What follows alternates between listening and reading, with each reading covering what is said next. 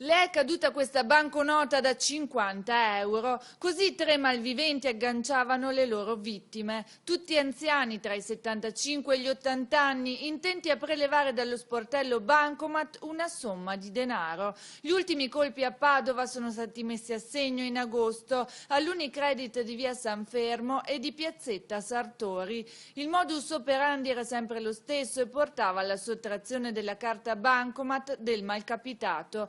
Distraendo le vittime durante i prelievi, prima osservavano il loro codice segreto, poi asportavano e sostituivano le tessere bancomat inserite nelle fessure, infine prelevavano ingenti somme di denaro ai danni degli ignari correntisti. L'azione delittuosa vede molto spesso, quasi sempre come vittime persone anziane, quindi da una parte c'è un gruppo di persone che ha collaudato nel corso del tempo una tecnica criminale che dà poi anche dei bei risultati da un punto di vista proprio economico, con una rapidità di azione che noi abbiamo colto, dall'altra parte c'è la persona per lo più anziana che appunto fa fatica anche a comprendere in tempo reale quello che sta accadendo. Ma ci siamo arrivati partendo ovviamente da una segnalazione dettagliata e soprattutto analizzando i video, le riprese che appunto erano presenti all'interno dell'istituto di credito e poi incrociando una serie di dati e di informazioni che abbiamo condiviso anche con altri colleghi delle squadre mobili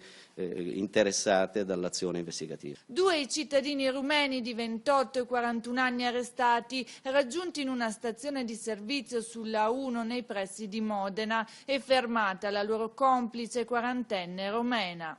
Secondo l'accusa i due sarebbero parte di un'organizzazione dedita a furti e truffe agli anziani avvicinati nei pressi dei bancomat. Sono accusati di furto aggravato in concorso, ricettazione in concorso e utilizzo indebito di bancomat. Bisogna assolutamente essere un po' concentrati e pensare, stare sempre in allerta. È importante ad esempio coprire il codice PIN nel momento in cui si digita, penso sia, sembra banale dirlo, ma un po' la regola elementare.